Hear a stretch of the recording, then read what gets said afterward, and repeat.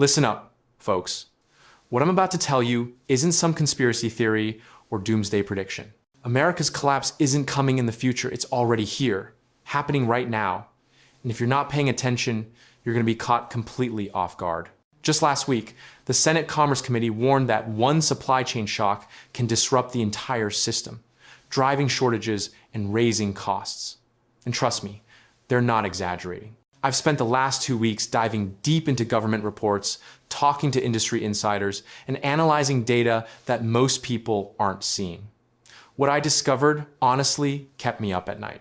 Today, I'm going to show you exactly what's crumbling around us, why nobody's talking about it, and most importantly, the specific steps you need to take right now to protect yourself and your family. And I'm warning you, what I reveal at number 12 might be the most critical thing you hear all year. Let's start with something that affects every single thing you buy, eat, or use, America's supply chain.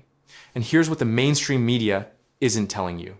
According to the Federal Reserve Bank's latest January 2025 report, about half of a disruption's total effect comes from amplification through the supply chain network.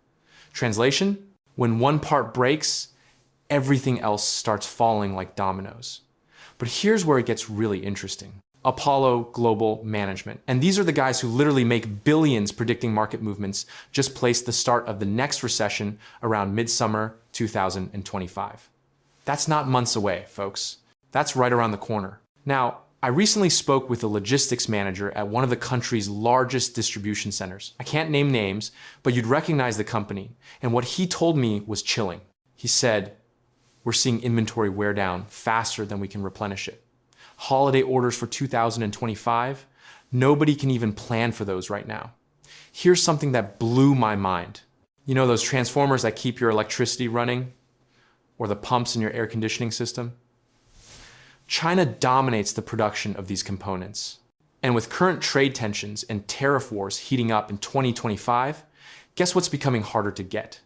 Just 2 months into 2025, the Trump administration announced tariffs on Canada, Mexico, all goods from China, steel and aluminum imports, and they're hinting at even more restrictions. Supply chain experts are calling this the most aggressive trade approach in decades. Listen, remember February 2020? If you were paying attention, you knew COVID was coming and could prepare. Most people weren't watching. That's exactly how I feel right now about the supply chain. The warning signs are screaming, but most people are scrolling through social media instead of preparing. Pro tip: I learned from a prepper with 20 years of experience. Diversify your supply sources now. Don't rely on just one store, one brand, or one supplier for anything critical. When one source dries up, and it will, you'll have backups. Now let's talk about something you probably drive on every single day: America's roads and bridges. And trust me, this is way worse than you think. The American Society of Civil Engineers just released their findings, and folks, we're looking at a C grade for overall U.S. infrastructure. That's barely passing. But here's the kicker. 11 out of 17 infrastructure categories got grades in the D range. D for disaster waiting to happen. Here are the shocking numbers that made my jaw drop. 43% of US roads are in poor or mediocre condition. We're not talking about small cracks here. We're talking about roads that are literally falling apart under your tires. And this costs American drivers $141 billion per year in extra repairs, fuel consumption, and tire wear. That's $621 per driver annually just because our roads suck. But wait, it gets worse. Let me share something that happened just last year that most people missed. In Davenport, Iowa, a 6-story apartment building collapsed. The 113-page investigation concluded that inadequate repairs and long-standing improper maintenance caused the collapse. 3 people died. 3 families destroyed because of failing infrastructure. Now here's what really concerns me, Bridges. Out of 617,084 usable bridges in America, 42% are more than 50 years old. And get this, 46,000 bridges are rated structurally deficient.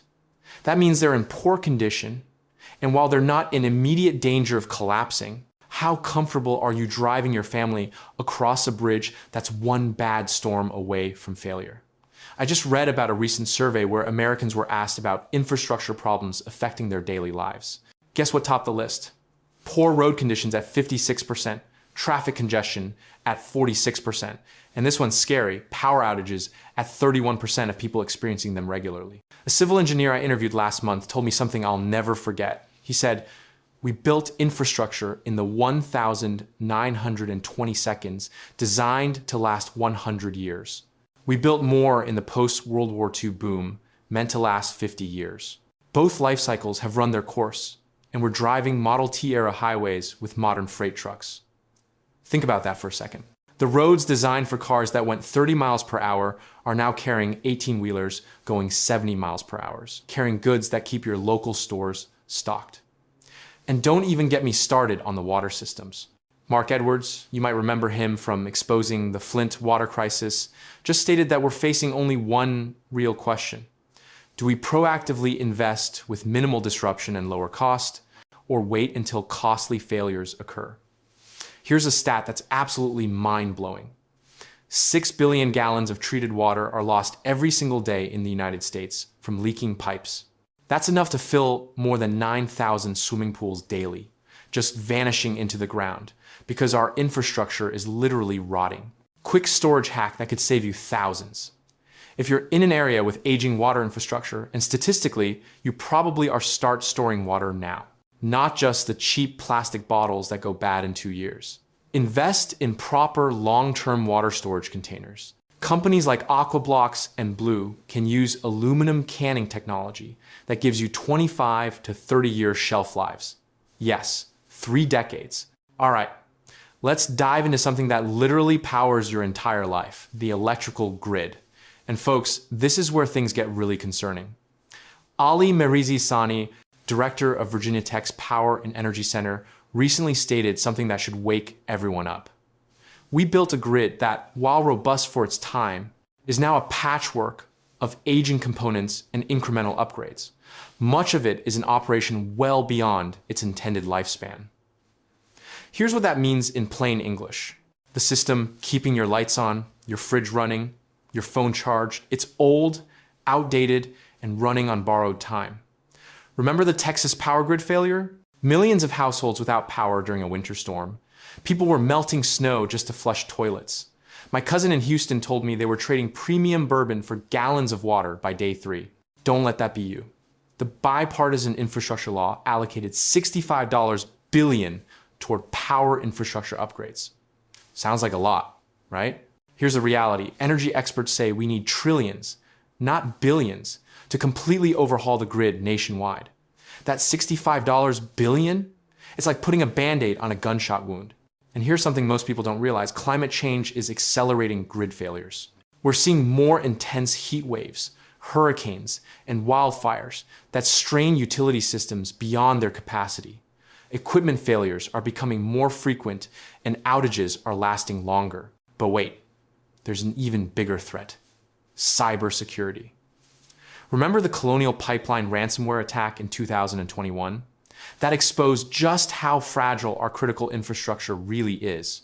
And despite increased security efforts, according to Verizon's 2025 Data Breach Investigations Report, cyber incidents involving software vulnerabilities increased by 34% in just the last year. Think about what happens when the power grid goes down.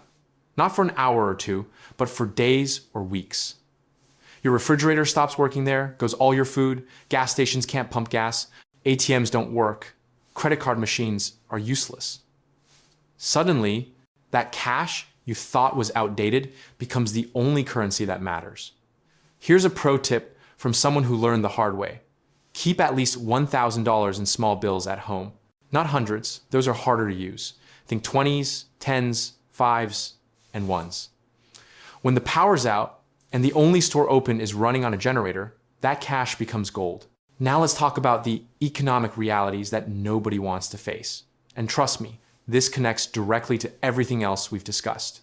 The Institute of Grocery Distribution just released their latest prediction. Food price inflation will increase by nearly 5% in 2025. But here's the kicker. that contributes to an overall 40% increase in just 5 years. Let me repeat that. 40% increase in food prices over 5 years. I was at my local grocery store last week and I did something crazy. I pulled out my shopping receipts from exactly 1 year ago and compared them.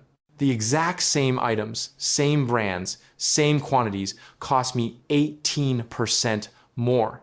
18% in 1 year. And the official inflation numbers say everything's fine. The latest data shows that 70% of shoppers are concerned with rising prices at the grocery store. But concern doesn't put food on your table. Action does. Here's something that should terrify you about the current economic situation. The US has a shortage of 1.7 million workers, with workforce participation falling below pre-pandemic levels. What does that mean? Fewer people to build, harvest, transport, and stock the products you need. Slowdowns become inevitable. Transportation costs have jumped 23% since November 2024. Why does that matter to you? Because every single item in your house was transported somehow. Higher transportation costs mean higher prices for literally everything. But here's where it gets interesting, and this is something I discovered while researching that most people have no idea about. The Baltic Dry Index, which measures the cost of shipping raw materials, fell 94% in just 5 months during the 2008 financial crisis. And we're starting to see similar warning patterns now. Let me share a money-saving hack that's helped me cut my grocery bill by 30%. Buy in bulk when items are on sale and learn proper storage techniques. I'm not talking about hoarding, I'm talking about smart purchasing. When your favorite canned goods go on sale, buy extra. When rice drops in price, stock up. You're essentially buying at today's prices instead of tomorrow's inflated prices. All right, let's get specific about what's becoming harder to find right now. And some of these might surprise you. Coffee. Brazil and Colombia, which supply massive amounts of the world's coffee, have experienced weather disruptions that led to shortages and spikes in coffee prices. I spoke with a coffee distributor last week who told me their orders have increased 400% as cafes and stores try to stockpile before prices jump even higher. Canned goods. Aluminum shortages have impacted the canned goods market significantly. And it's not getting better, it's getting worse. Those convenient canned vegetables, soups, and proteins you rely on, supply is dwindling while demand is increasing. The war in Ukraine has had a negative impact on grain production globally, leading to concerns about potential shortages and rising prices. Ukraine and Russia together account for nearly 30% of the world's wheat exports. Think about that. Nearly a third of global wheat supply coming from an active war zone. Infant formula. The industry recovered from the 2022 shortages, but experts warn it's hanging by a thread. Abbott Nutrition, which makes nearly half of America's baby formula, just shut down their main facility for critical upgrades. Certain formulas will be harder to find for the next few months. Here's something wild that I discovered. Sichuan peppercorn, a staple in Chinese cuisine, is becoming nearly impossible to find. Import restrictions and tariffs are making this specialty spice cost prohibitive. This might not matter to you personally, but is a perfect example of how trade policies are affecting even the most specific items. And get this, Jinjiang vinegar, that dark, rich Chinese vinegar that chefs swear by, is experiencing massive shortages. Even restaurant chefs are rushing to stockpile it before it disappears completely. But here's what really concerns me about all these shortages, they're test runs. They're showing us exactly what happens when global supply chains break down. And the lessons we should be learning are clear. Diversify your food sources, stock up on versatile staples, and don't assume your favorite products will always be available. Pro tip from a chef I interviewed. Instead of stocking up on specialty items that might go bad, focus on versatile basics. Rice, beans, cooking oils, salt, and spices can create thousands of different meals. They store indefinitely when done properly, and they're not dependent on any single supply chain. All right, folks, we've covered the problems. Now let's talk solutions. Because awareness without action is useless. First, let's talk about food. And I'm not talking about hoarding or panic buying. I'm talking about smart, strategic preparation. Start with the basics: rice and beans. I know it sounds boring, but here's why this matters. White rice, when stored properly, can last 30 years. 30 years. Dried beans, same thing. 1 pound of dried beans costs about $1.50 and provides 6 servings of protein. Do the math, that's incredibly cheap insurance against food shortages. Storage is critical here. Transfer everything to airtight containers immediately. Don't trust those plastic bags from the store. Food-grade buckets with Gamma Seal lids are worth the investment. Add a few bay leaves to prevent weevils, and you're protecting your supply for decades. Next, cooking oils. This is something most people completely overlook. Refined coconut oil can last up to 5 years when stored properly. Avocado oil has the highest smoke point at 520 degrees Fahrenheit, making it perfect for any cooking method. And here's a bonus: both can be used for non-cooking purposes in emergencies. Coconut oil works as a natural antibacterial ointment.